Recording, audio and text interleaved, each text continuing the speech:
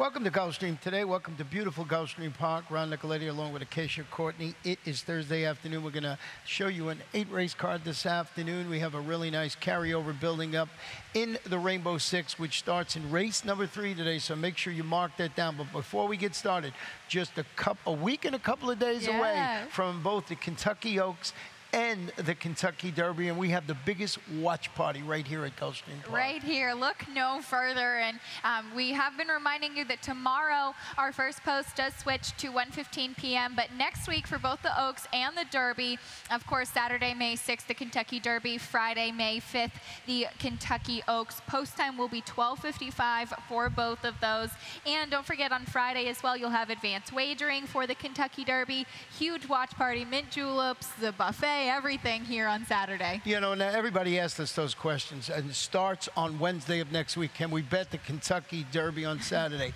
Yes, you can. On Friday, you can bet the whole Kentucky Derby card, but we still want you to come out here because, as you mentioned, we got mint juleps. We have lots of fun going on here at Gulfstream Park, both Friday and on Saturday. So 12:55 post for those 2 days, and in the program, you get the whole Churchill Downs program along with Laurel PPs and Gulfstream Park PP, so a great value for the program. And it starts, well, we're going to be geeked up starting next Wednesday, but the Kentucky Oaks is on Friday. It's always an exciting time. It is, and we have a lot of local Gulfstream horses that will be contending in the Kentucky Oaks and the Kentucky Derby. Some really impressive horses, of course, Florida Derby winner, Always Dreaming, and of course, Gulfstream Oaks winner Salty, along with many others, Miss Sky Warrior, so should be really fun to follow those horses. And fan favorite, Gunavera, of course, for Antonio Sano. So like we say, it's going to be a very exciting week next week at Gulfstream Park. Not to say that tomorrow isn't going to be very exciting, because it's Beat the Expert Day, and I'm up. They whooped me again last week, but I'm ready and willing to give it one me last week. That's right. Yeah. I was 2 weeks ago.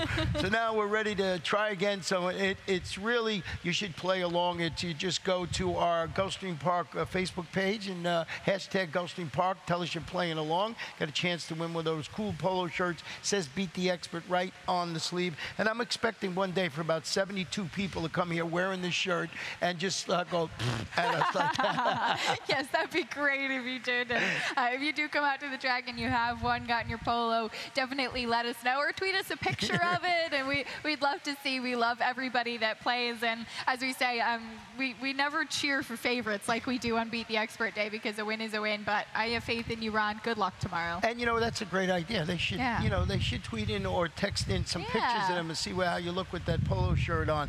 Now let's talk about Thursday's card, and we have an 8-race card this afternoon, and we're going to start it off with the Rolling Super High Five right in race number 1 this afternoon. And anytime we have 7 or more runners in the field, we have the Rolling Super High Five offered. Of course, we got 2 pick fives this afternoon, and in case you're going to show them your first of 2 in just a couple of moments. Yes, I will. I'll show my early pick 5 ticket, and then we do have 8 races today, so that Rainbow Six will start in race number 3, and it's over $100,000 that carryover, 113,335 to be exact, and then we capped things off with the late pick 5, just a 50-cent wager. I think we took care of all business now, so. And make sure you mark all of that down, because we want you here next week and today and tomorrow and this weekend. We got a really nice card on Saturday, 11-race card. We'll tell you more about that as we get through the afternoon here. But this first race, 7.5 furlongs on the turf, claim is fillies and mares, 3 and up, non-winners of 2 in life or 3-year-olds. They run for $16,000,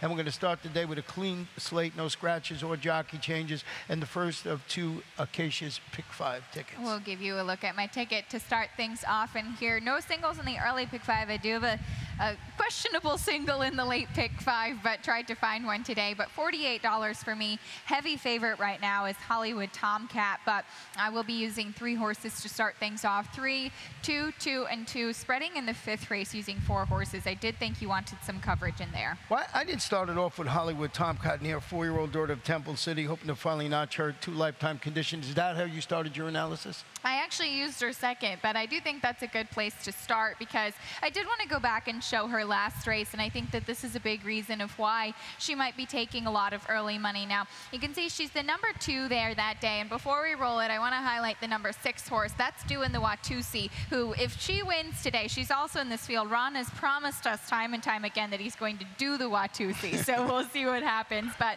we'll let it roll there now. Just highlighting the number 2 there, Hollywood Tomcat. She went back to the rail, and she does end up having to shift out. Now, we'll freeze it right there, and you can see now she's right there. She's off of the rail. You do have these other 2 horses up front, and she's going to come on the outside, and now we'll just let it roll through the wire there. You can see, of course, Doing the Watusi is fading along the rail, and I thought it was a good performance from the number 4 horse, My Celeste, who did end up winning that day. But Hollywood Tomcat game to be closing, though the pace did kind of collapse in front of her. Yeah, and I sort of have her on the ticket for all the reasons you mentioned there, but I did go with the number 5, Ventina, on top, and I'll tell you why. This is one of 2 multiple winners in the field, so I always like that this horse has done something other horses in the race have not done. This is a 3-year-old daughter parading, dropping to this $16,000 level after searching for racing room when she finished 3rd. It was a 25 optional claimer at a mile, and I want to show, it was just a couple of days ago, so I want to show you a stat on Antonio Sano over the last 5 years, a layoff to 1 to 7 days on the turf right here at Gulfstream Park. 6 for 63. I can't believe he did it 63 times. 44% in the 14% win, 44% in the money, and only that $1.20 ROI. You don't see that happening very much, but he's done it 63 times over the last 5 years. Short turnaround. The percentage is decent, so I think this horse can run well. More importantly, one of 2 multiple winners in the field. And I think the class drop will be really key. Probably a lot of those 63 horse fast turnarounds was from our friend Papa Pig, who does run pretty frequently. But I think Ventina, now second off the claim, dropping back to the level where she did get her most recent victory. She won by a length and a quarter that time.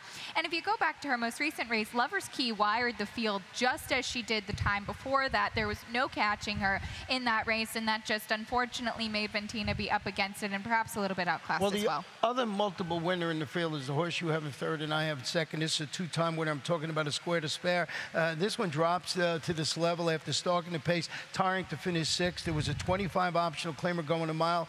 I think the turn back to 7.5 furlongs is going to be very good for this horse. Of course, the drop in competition is going to help. And as I mentioned, because of the thing, 3-year-olds allowed to have multiple wins, I think this horse can run well in there. I'd like to see that you had it on your ticket, too. I like this horse, too. Now, she is 9 to 5 on the morning line, which is a little bit short for me to take on her because even though she does get some class relief, her race last time out really was not that pretty. And you can be forgiving of her trying stakes competition behind Queen do Valet prior to that. But I do think that she's got some good early speed and a nice inside post, so we'll see how she fares today. We're going to a fast main track for race number 2, 1 mile and 1/16. It's a starter optional claimer 4 and up, which are started for $8,000 or less, or the optional claiming price of $10,000.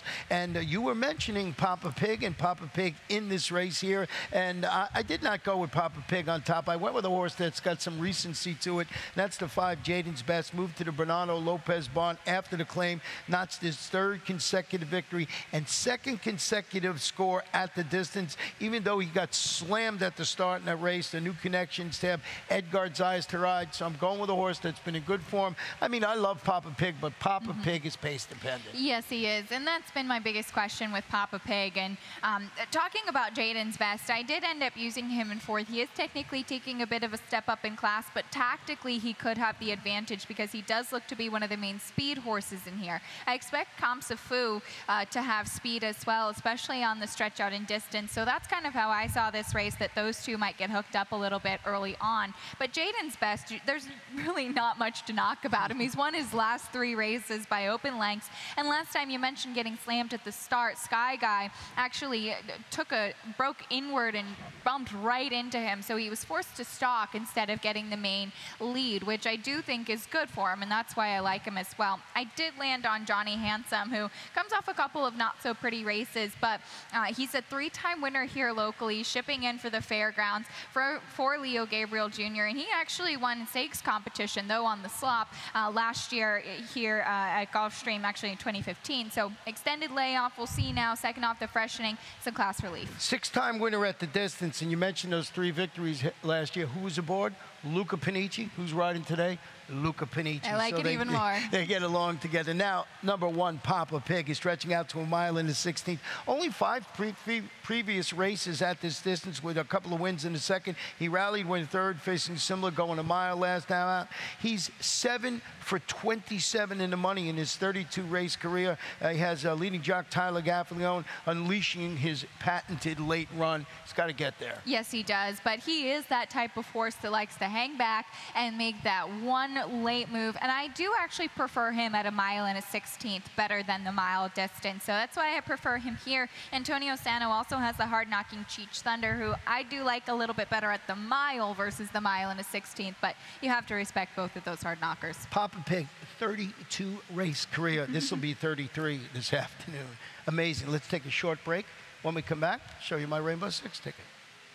At ExpressBet, we celebrate the champions that make horse racing great. That's why we provide more ways to bet from more places than ever. We've built an entire family of brands to give players more of the rewards they deserve, give bettors the information they need to win, and provide a community for horse bettors. Because the best way to support the champions of horse racing is to champion horse racing. ExpressBet, we are racing.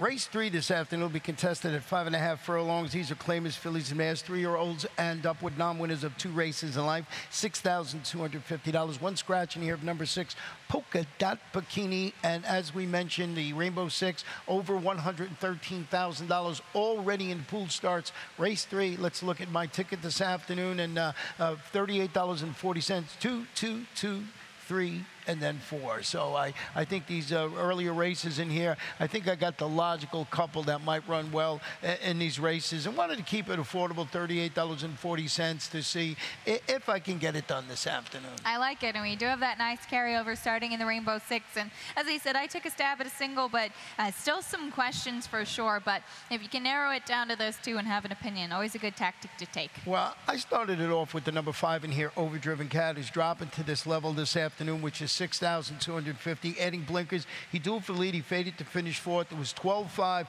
2 lifetime claimers going 5 furlongs on the turf. So I want to show a stat on trainer Armando de la Cerda over the last 5 years. Turf to dirt, all claiming levels. He's 6 for 23, 26%, 61% in the money, with a positive return of investment of $3.27. So it looks like he does okay when he's making that old turf to dirt move. Oh, he certainly does more than okay, and I absolutely respect the connections. He's got Nick Juarez in the saddle. These 2 have done very, very well together over the summer meet and as well as the championship meet. And this filly, she's got some speed to her, but I don't necessarily trust her, especially at what promises to be a short price. She's 8-5 on the morning line, and it's just a lot of changes. She debuted at the bottom maiden level, maiden 12-5. She won dueling the pace in that race back in March. It was an impressive debut. It was not a strong field, though, and it looked like it was asking for a first-time starter to come. And in the next race, they stepped her up off of that performance. She showed speed and then stopped. I mean, she was beaten double-digit lengths in there and didn't really take to the turf. So maybe you can find excuses for all of her races, but now it's a very big drop in class, as well as the switch back to dirt, plus blinkers added. So I do have my questions about her, though I certainly would not leave her off those multi-race features. Yeah, and I see that you put the number 3, Faina, on top of your ticket. This one does her best running from off the pace. I just think she needs a perfect setup to get the job done, is why I couldn't put her on top. She does, and that's fair, but I think that she'll get some pace to run at. I certainly think that Overdriven Cat will be on the engine. I was actually a little bit disappointed to see Polka Dot Bikini scratch, not to mention it's a fun name, but I thought she'd be part of the pace as well and set it up even more for Faina. Another mouth to feed, I think, will be forwardly placed too. So yes, she does need a good trip, but when she did get her win, she actually was not too far back off of the pace. So I I hope that that can be the key for her here. And I like that now she's got a couple of races against winners under her belt. Yeah, and you mentioned the number 4, another Maltipede. It should offer more this afternoon. Return from layoff, set the pace, finish third at this level in distance. Steve Budo is the trainer. He's going to have Nikki Figueroa, the apprentice, certainly going to be up there in the first flight for sure. So maybe it does set up for Vienna. But I got to go with Amanda De La Cerda making all those changes this afternoon. But, you know, I didn't use the 3 on my ticket, so I'm trying to make a case why I didn't, and if it wins, you know, I'm knocked out again in the first leg. But I hope that does not happen. Race 4 this afternoon, a mile in the 16th on the turf. These are claimers 3 and up, non-winners of 3 races in life for 3-year-olds, $12,500. We have 7 runners that are going to start our final pick 5 of the afternoon. And we'll give you a look at my pick 5 ticket. As I mentioned earlier, I am taking a stab with a single, but using 2 horses to start things off in the 4th race. I'm going to spread in the 5th. That maiden race, I think, does need some coverage. And I'm singling Jay's Indian Charm in the 6th race. It's definitely some questions. She's shipping in from Tampa, but trying to keep the rest of that ticket affordable. And I did want to spread in a couple of other races. So that's what I said. You have a little bit of an opinion. You might as well take a stab at singling and see if you can get that one home. Then 3 and 3, just $36. I was thinking of doing that too, but the horse that ran second, trained by Kathleen O'Connell, and I was just afraid that maybe, you know, one of those horses, but absolutely a good single in there. Was thinking of doing it. Now, the 2 horses that you did use in your 1 and 6 is the exact order that I picked them. You had them reversed, 6 and 1. So we'll start it off with the number 6, Mongolian Holiday. Must be respected on his ability to control the pace. And if you look at this field, certainly light in the speed department. The trainer, Enebesh Gunbat, will have Jorge Ruiz trying to stretch that tactical advantage the whole mile in the 16th distance. And that's the problem I have. Can it get the distance? Well, yes, that is the biggest question, but you said exactly my thought process in this race. I just thought it was completely devoid of speed. And the horse that you have on top, Big Money Machine, I wanted to put this horse on top so badly, but he's not an easy keeper. He always stays on the horse path. He's got a lot of talent, but just sometimes can't bring that to the racetrack. So I did land on Mongolian Holiday. We've seen this barn do that with a couple other horses. Just go out to the front, not look back, and run away from the rest of the field. Distance certainly is the question, but after breaking his maiden, he actually did win first asking,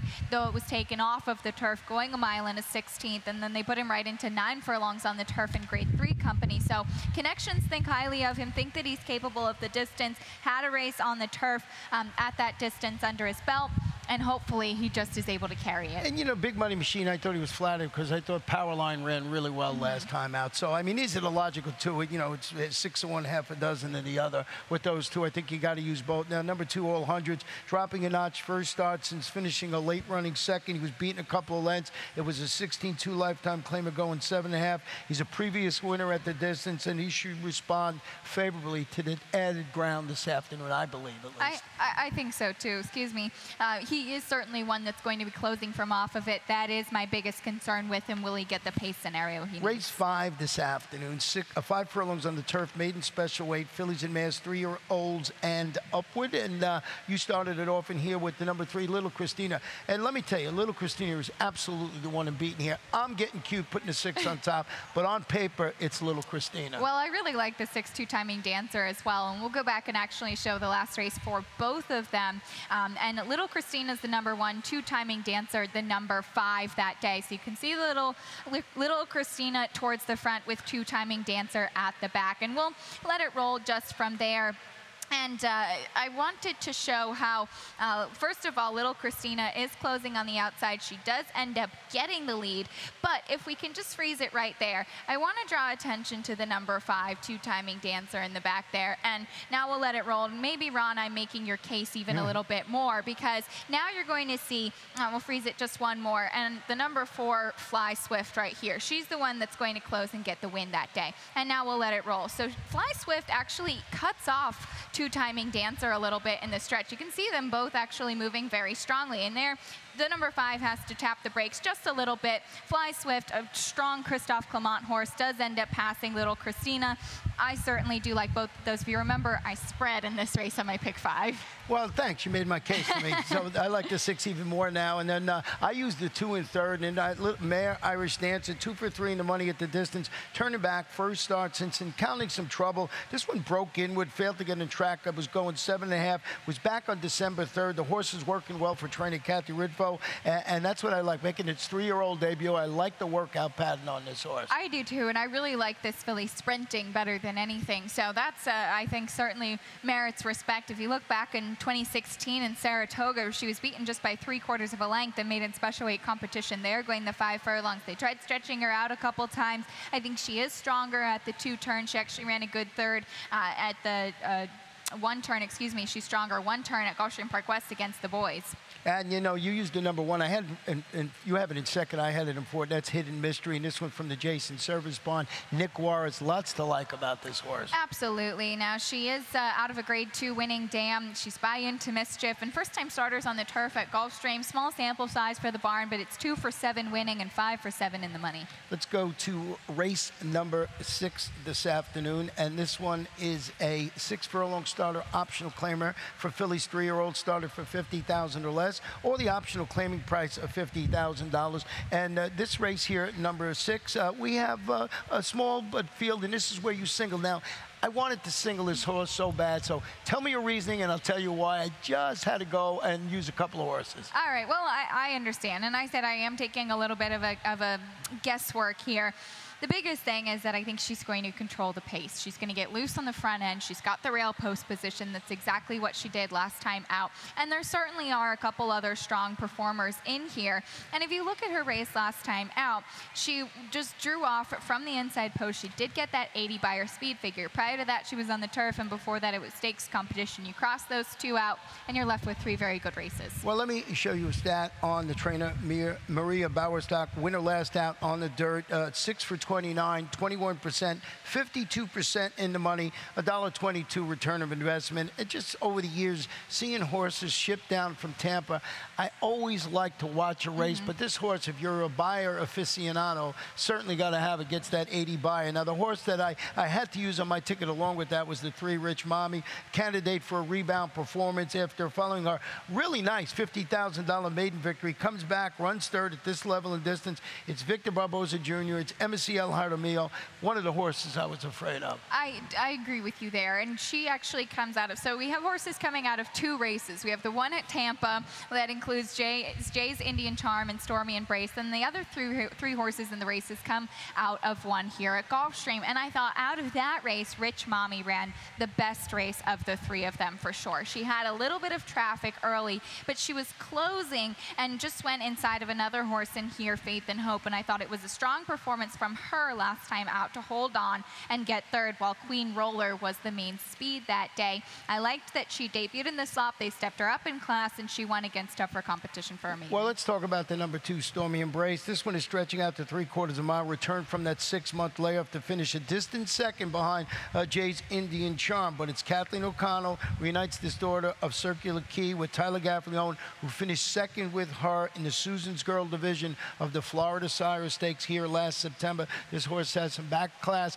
It is Kathleen O'Connell. If anybody's going to move a horse forward today, it is Kathleen O'Connell. Absolutely agree with you, and she does very well second off the layoff as well. And we've talked about this before. Kathleen does a lot of running at both Tampa and Gulfstream, so usually does spot her horses in the right place when transferring them over. Well, let's go to race number 7. Today we do have the scratch of the 7 horse in here. This is a 6-furlong maiden claim of fillies and mares, 3-year-olds and up with $12,500, and that 7 horse. What's the favorite on the morning line in here? I went with the number 4, Flying to Star, and you went, I knew you had to do this, with the Blonde, who's 12-1 on the morning line. And both the 4, Flying to Star and the Blonde, come from the same barn. That's Victor Barboza Jr. Yes, they do, and we've talked about this before, higher price of the uncoupled entry, and I'm hoping that that old adage really does hold true today in this race, because I do like the Blonde in here, and I think that there are a couple reasons. Well, I mean, I maybe personally, I do have an affinity for this horse, but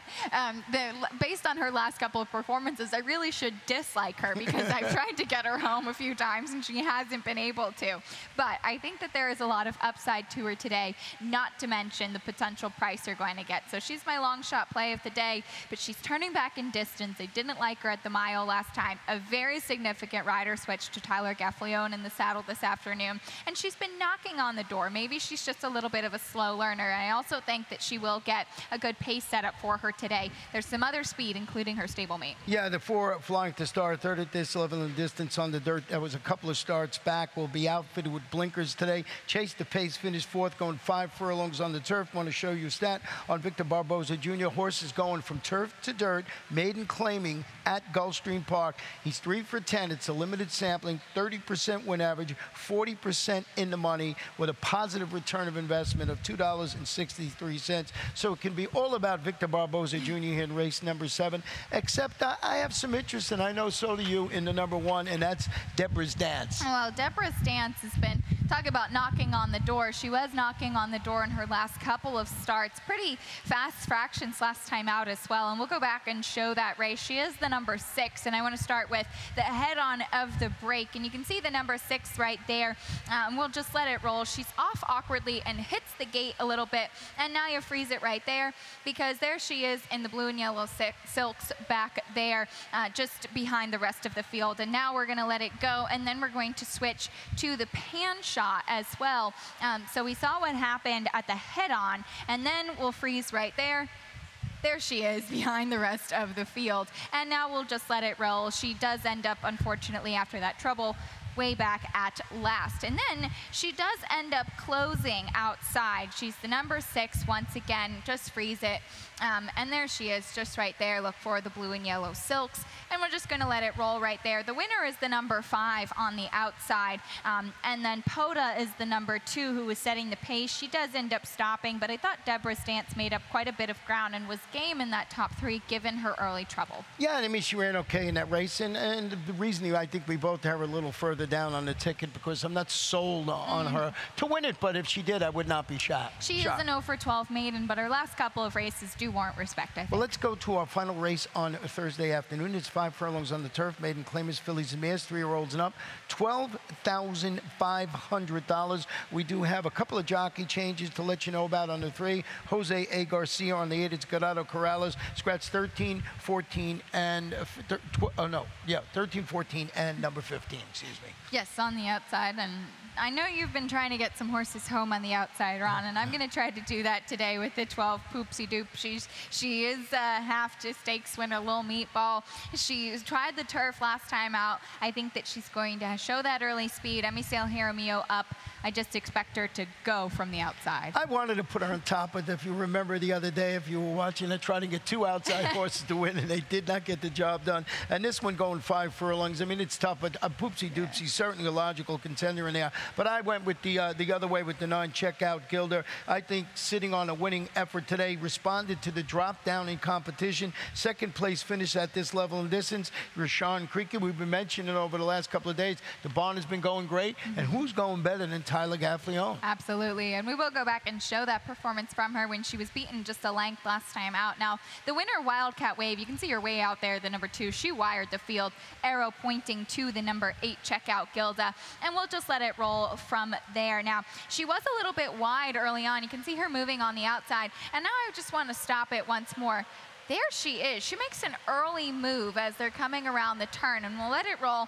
She was keen. She wanted to go on. She wanted to run on. Now she's very wide as they're coming around the turn. Of course, there was no catching the winner that day, but I did want to highlight how Checkout Gilda was closing very strongly. She seemed to be one of the main ones that was really making up ground in that race. Yeah, no, once again, you sold me on my pick, so I'm liking this for helping me out this afternoon. Now, ran okay in there, and I just think at this level, this horse is a major contender. Poopsie Doopsie, on paper, is the one to beat. What's the problem? The outside post. Now, I went to the 5-horse Amazing Amelia in 3rd, hoping to stay closer to the pace after rallying from next to last. Went 4th at this level and distance last time out. Got to be a little closer to the action to grab a share in And here. that was actually in that race that I just showed behind Checkout Gilda. As I said, I thought Checkout Gilda was the main one making up ground. I didn't see Amazing Amelia making up as much ground as I would have liked to see.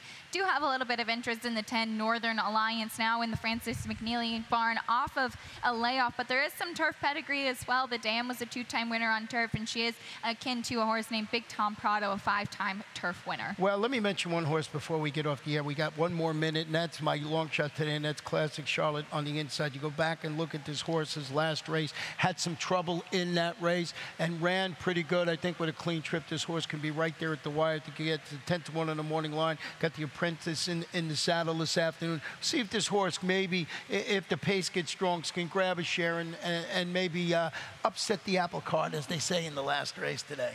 I like it. It's a good way to look at things. Well, good luck with all your selections today. Once again, we have an 8-race card. The Rainbow Six is going to start in race number 3. Over $113,000 in that pool. And throughout the day and all next week, we'll remind you of what's happening here next weekend with the Kentucky Oaks on Friday and the Kentucky Derby on Saturday. And don't forget about tomorrow. Our first post will be 1:15 p.m. and it's Beat the Expert Day. We have to take care of these horses that, give us so much joy. Being accredited